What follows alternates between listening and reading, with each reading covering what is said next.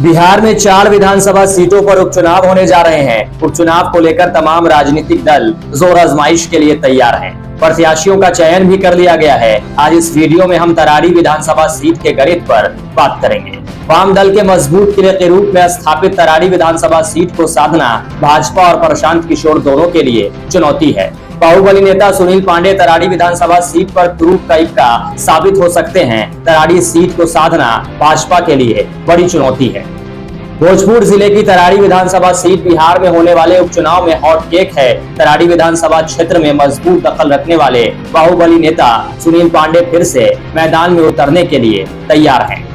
सुनील पांडे पर भाजपा ने दांव लगाया है। भारतीय जनता पार्टी की ओर से सुनील पांडे के पुत्र विशाल प्रशांत को मैदान में उतारने की तैयारी है। सुनील पांडे तरारी विधानसभा सीट का प्रतिनिधित्व कर चुके हैं। वहीं तरारी सीट पर वाम दल का कब्जा है।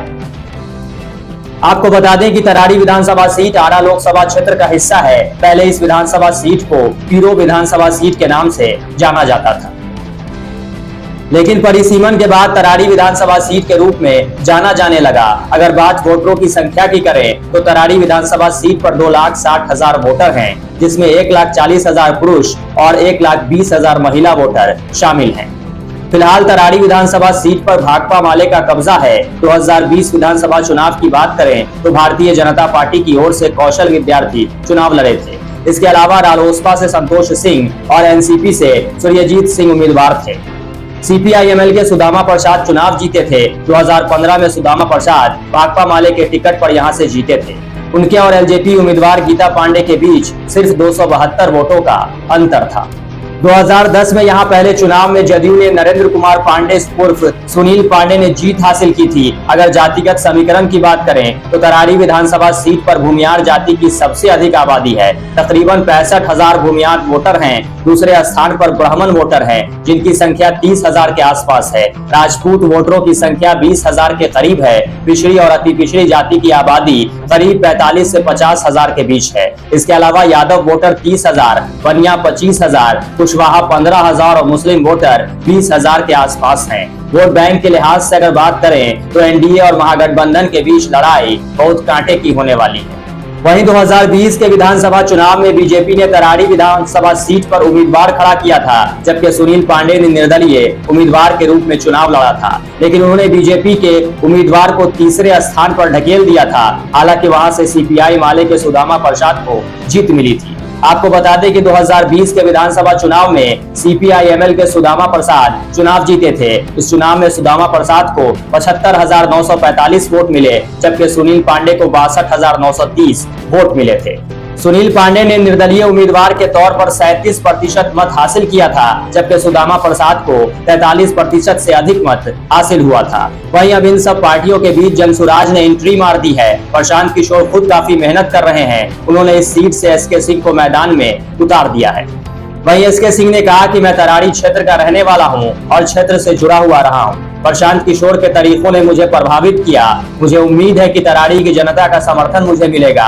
मैंने इस क्षेत्र में काम किया है और मेरा लगाव भी इस क्षेत्र से रहा। तो मेरे को लगा कि अब मैं इसी के लिए देख रहा हूं कि जो बचा खुचा समय है वो वापस अपने समाज को देने में बिताऊं। तो जब मैंने अपने गांव से पूछा तो गांव में बहुत उत्साहित हुए लोग, सब लेडीज वगैरह, पूरा घर भर गया। सबका यही था कि बबुआ तू जा, हमनी के लाइफ अच्छा करो। ये जो है ये दिल को छूने वाली बात है। एक हमारे कर्नल साहब थे राजेश सिंह, तो उन्होंने मेरे को फ़ोन किया कि सर हम आपके गांव गए थे और उससे पीरों में पूछ रहे थे कि करज गांव जाने का रास्ता कौन सा है। तो उस लड़के ने बोला अच्छा आप जनरल साहब के गांव जाना चाहते हैं? दिल्ली, नोएडा जहां मैं ये था वहां कोई नहीं जानता मेरे को, लेकिन यहाँ अभी भी मेरे को लोग उतनी प्यार और इज्जत से याद करते हैं। अभी मेरा समय है कि उस प्यार और इज्जत को वापस करूं। बच्चे मेरे सेटल हो गए हैं, वाइफ नहीं है, तो अब मैं अपना समय सेवा में उस समाज को देना चाहता हूं जिन्होंने मेरे को इस लायक बनाया। For me, brothers and sisters of press, it is a time to pay back to the society which has made me what it is, and to ensure the growth of Bihar on the models and on the dreams of Prashant ji, a very clean and healthy politics, so that our country and our state and our district and villages do as well.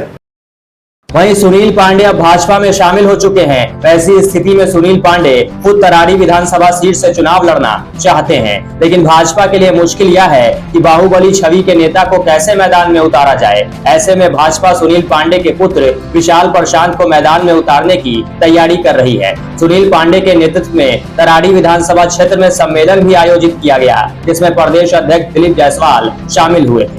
वही बात अगर महागठबंधन की करें तो CPI-ML के तत्कालीन विधायक सुदामा प्रसाद सांसद चुने जा चुके हैं और इस वजह से तरारी विधानसभा सीट खाली हुई है। CPI-ML की ओर से राजू यादव को मैदान में उतारने की तैयारी है। राजू यादव MP का चुनाव लड़ चुके हैं। वहीं बहुजन समाजवादी पार्टी की ओर से कुशवाहा जाति के नेता को मैदान में उतारने की तैयारी है, तो निर्दलीय उम्मीदवार के तौर पर राजेंद्र पाठक भी नामांकन की तैयारी कर रहे हैं। राजेंद्र पाठक जनसुराज से चुनाव लड़ना चाहते थे, लेकिन टिकट नहीं मिलने पर निर्दलीय चुनाव लड़ने की तैयारी कर चुके हैं। राजेंद्र पाठक ने कहा कि जनसुराज को उम्मीदवार चुनने का 3 तरीका उन्होंने बताया था। इसमें टिकट देने का आधार सर्वे या फिर आम जनता द्वारा चुनाव या फिर कार्यकर्ताओं द्वारा चयन की बात कही गई थी, लेकिन तीनों में कोई तरीका नहीं अपनाया गया और एक सेलिब्रिटी को उम्मीदवार बना दिया गया। इसी वजह से निर्दलीय उम्मीदवार के तौर पर वो चुनाव लड़ना चाहते हैं। बहरहाल तरारी की लड़ाई दिलचस्प होने वाली है और दोनों ही गठबंधन का पलड़ा बराबर दिखाई दे रहा है, लेकिन इन सब के बीच SK सिंह कितना प्रभाव छोड़ पाएंगे और प्रशांत किशोर का जादू कितना चल पाएगा, यह देखने वाली बात होगी। लेकिन तरारी में त्रिकोणात्मक लड़ाई के आसार दिखाई दे रहे हैं और अगर लड़ाई त्रिकोणात्मक हुई तो बाजी कोई भी मार सकता है।